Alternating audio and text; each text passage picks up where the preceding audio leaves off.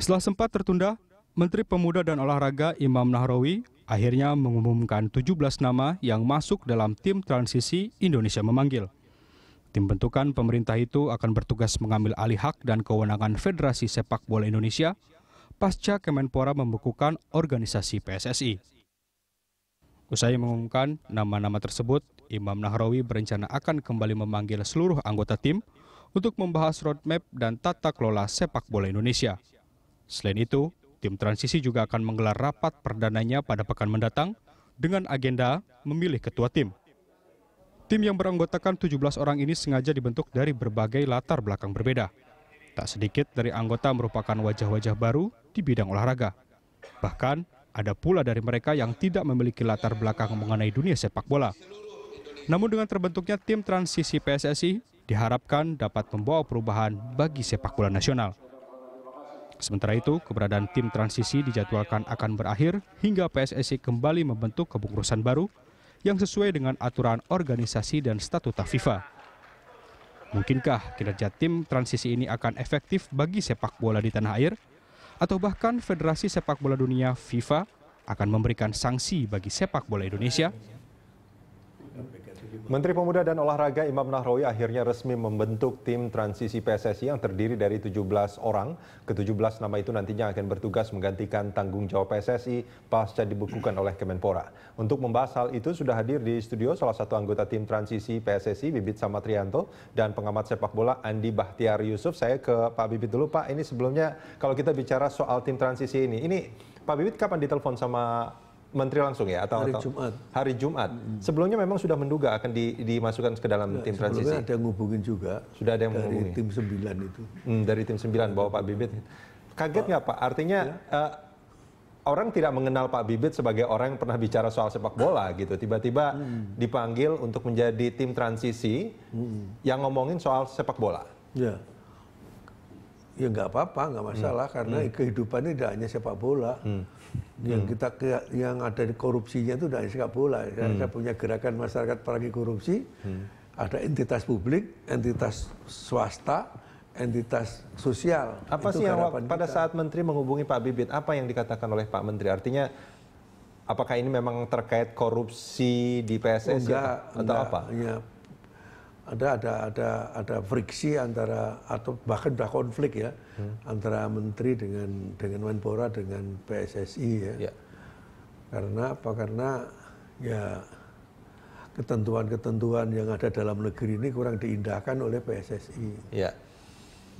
Karena PSSI berpatokan nggak ada yang boleh intervensi, harus dari FIFA gitu kan. Ya. Padahal FIFA kan hanya ngatur pertandingannya aja. Tapi tugas tim transisi itu kan bukan sebagai mediator antara Kemenpora dengan PSSI kan, tapi menggantikan fungsi PSSI. Karena PSSI dibekukan toh. Iya. Dibekukan. Nah nanti apakah bisa dicairkan kembali kita nggak tahu juga. Ini ada beberapa alternatif tuh nanti kita sampaikan atau tim transisi diperkenankan untuk mengatur itu. Apa nanti bisa diterima. Apa yang diharapkan oleh Menteri pada saat Pak Bibit dipilih sebagai anggota tim transisi? Nggak ada harapan apa-apa. Nggak ada harapan apa-apa. Bergabung aja supaya bergabung membantu saya dalam ini. Saya bilang sabar aja Pak Menteri. Tidak ada tugas khusus apapun gitu yang harus dilakukan oleh Pak Bibit karena kita lihat anggota tim transisi ini latar belakangnya semuanya berbeda. Nah, gitu. Hanya ada kemarin waktu di Metro TV itu ada salah satu dari tim transisi juga ya, mereka rupanya dia berkecimpung di dunia olahraga sepak bola juga, berharap kehadiran saya itu untuk membenahi organisasi. Ya. Enggak apa-apa, sejalan dengan GMPK gitu saja. Oke, Mas Yusuf, ini kalau kita bicara soal tim transisi, apa yang ada di benak Anda pertama kali? Apakah ini mampu untuk menggantikan fungsi PSSI? Kalau mampu sih, secara kemampuan sih saya sih nggak sanksi ya. Harus dibuktikan ya? Sebetulnya ya harus dibuktikan, nggak secara kemampuan saya mungkin nggak sanksi lah, karena seperti tadi atau ada Pak Bibit di situ. Karena sepak bola kan memang bukan cuma permainan di atas lapangan, banyak faktornya lah. Malah sebetulnya kalau menurut saya sepak bola itu udah jadi budaya orang, bisa ditinjau dari sosiologi, psikologi, antropologi segala macam. Cuma masalahnya apakah tim ini bisa menggantikan pekerjaan PSSI bukan dari masalah kemampuan dan skill, tapi lebih dari kapasitas organisasinya. Maksudnya? Karena kan salah satu hal yang paling penting yang diminta oleh Menpora adalah menyiapkan kompetisi, meneruskan kompetisi yang berhenti ini nih. Betul. Menpora selalu ngomong tanggal 9 Mei harus ada kompetisi lagi. Yang tadinya mereka minta PT Liga jalankan, tapi PT Liga kan nggak mau. Menolak ya. Dan dia bilang akan dikerjakan oleh tim transisi. Diumuminnya tanggal 8. Kan nggak mungkin tim transisi, Sim Salabim langsung kerja. Anda melihat bahwa sebetulnya Kemenpora juga tidak punya perencanaan yang matang dalam hal ini? Menurut saya malah nggak punya perencanaan sama sekali. Malah menurut saya ini kayak ini aja, kayak jagoan bawa golok lari-lari dalam kampung, bacok-bacokin kiri kanan. Karena ketika dia bekukan hari Sabtu, lupa tanggal berapa itu, kita harus nunggu sampai 3 minggu lebih. 18 kalau nggak salah, 15, 16, 18 dia kalau nggak salah ngasih SP-nya itu. Ya dia nggak, ketika SP 18-19 ya kalau nggak salah, 19 itu keluar, kita harus nunggu sampai hampir 1 bulan kan, sampai ada tim transisi yang katanya akan menggantikan fungsinya PSSI ini. Sementara kompetisi sudah berhenti, pemain udah nganggur, pemain udah bubar nih. Ada pemain yang katanya udah mulai pergi ke Malaysia nyari pekerjaan di sana. Ada pemain kemarin, pemain tim nasional U23 terakhir itu udah main tarkam nih, ketemu saya main tarkam di Bogor gitu. Artinya mereka udah mulai berhenti bekerja. Ada deal bisnis yang berhenti, ada klub besar yang sponsor yang kecil-kecil, ya kecil itu di bawah 3. Dan itu harus nanti dikerjakan juga oleh tim transisi tentunya. Tim transisi harus, tim transisi sih nggak harus ganti kerugian finansial, tapi harus memulai lagi kompetisinya, supaya roda ekonominya muter lagi. Dan itu kan nggak bisa nunggu sampai 4-6 bulan ke depan, harus cepat. Nah ini, apakah tim transisi sanggup mengerjakan itu? Karena kan orang-orangnya juga harus mempelajari situasi dulu dong. Iya, kalau kita bicara gini, kalau kita bicara soal sepak bola, ini mungkin menjadi rahasia umum yang sulit memang dibuktikan tentunya, bahwa di sana juga ada misalkan ya perjudian, korupsi segala macam, mungkin di sana ada tapi susah dibuktikan. Mungkin Pak Bibit ada di sana itu masih ada relevansinya kan Pak Bibit. Tapi kalau kita melihat misalkan di situ ada beberapa nama yang mungkin orang nggak begitu kenal, apakah orang ini sebetulnya banyak berkecimpung di bidang sepak bola. Ada artis di sana, ada pengusaha, ada mantan anggota di KPP. Artis itu bisa jadi gubernur, bisa jadi mungkin jadi presiden juga bisa. Gimana sih? Jadi menteri juga bisa. Apalagi menjadi tim transisi gitu Pak Bibit maksudnya. Jangan meremehkan artis. Saya tidak meremehkan, tapi ini kita bicara sebuah tim yang harus segera menjalankan fungsi yang tidak bisa ditunggu sebetulnya kan. Kita kan harus mempelajari masalahnya dulu. Mempelajari masalahnya, istilah saya itu kita ngadakan penelitian dulu masalahnya apa, sudah ketemu akar masalahnya. Ini begitu saya ditunjuk itu aku langsung nanya Mbah Google, karena punya kakek itu Google namanya, gitu saya cari informasi. Sama umurnya mungkin sama Pak Bibit juga ya. Banyak informasi tentang masalah PSS itu apa sih, komentar-komentar banyak sekali kan. Ya udah saling bertentangan satu sama lain, kita coba rangkum apa sih masalahnya gitu kan. Dan ternyata masalahnya kan ini berpedoman harus FIFA yang ngatur, tapi hanya pertandingan loh FIFA itu. Kalau masalah pendirian PT segala macam kan Republik ini aturan-aturan nggak enak, inilah yang diambil tindakan dari menteri yang ini, bukan FIFA-nya. Iya. Nah, itu kira rabaan. Tapi memang selalu menarik kan ngomongin PSSI ini. Orang selalu bilang ada korupsi, ada mafia segala macam. Tapi belum pernah sekalipun ada mending terbukti, ada tuntutan hukum. Belum pernah ada pihak yang kemudian mensu gitu. Bisa diatur juga. Ya, makanya kemudian pertanyaan saya jadi adalah apa benar nih? Apa cuma omongan-omongan di internet doang? Karena kalau di internet kan seolahnya seisi PSSI penjahat semua. Tapi nggak ada satupun mereka yang pernah melakukan gugatan hukum, merasa dirugikan kah, inikah, itukah.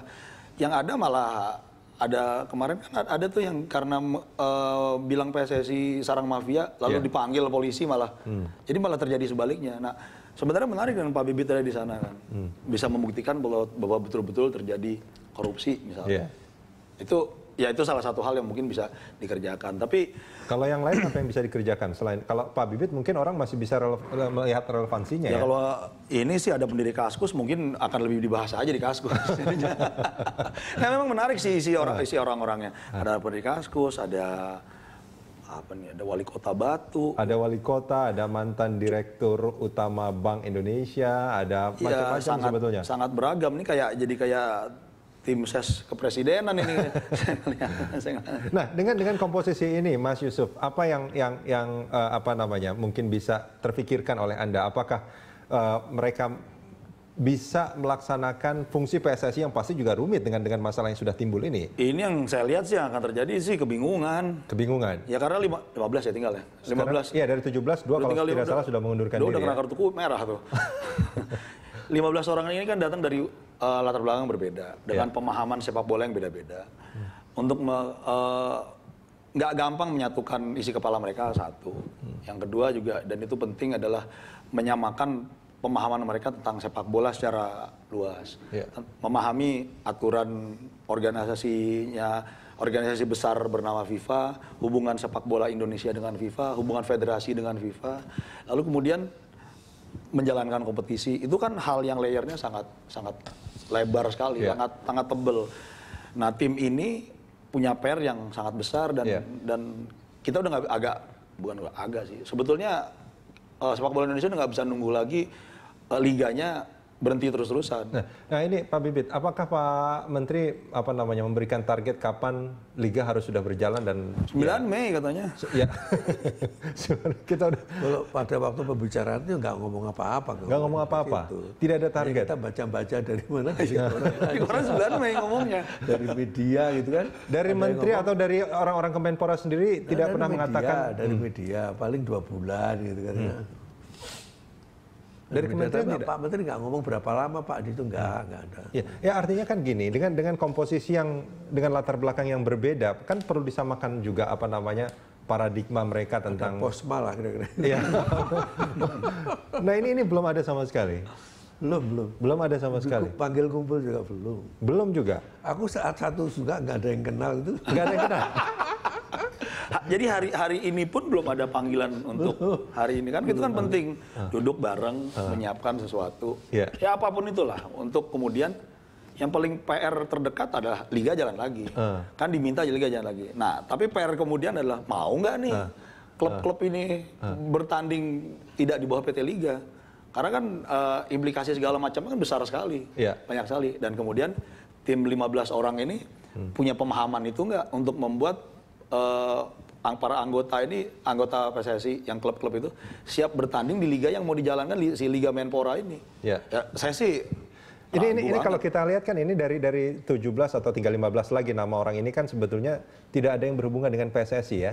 Tentu ini akan menjadi kesulitan kalau tidak ada orang PSSI yang mungkin masih mau bekerja sama dengan Kemenpora membantu tim ini. Seperti itu nggak Pak Bibit?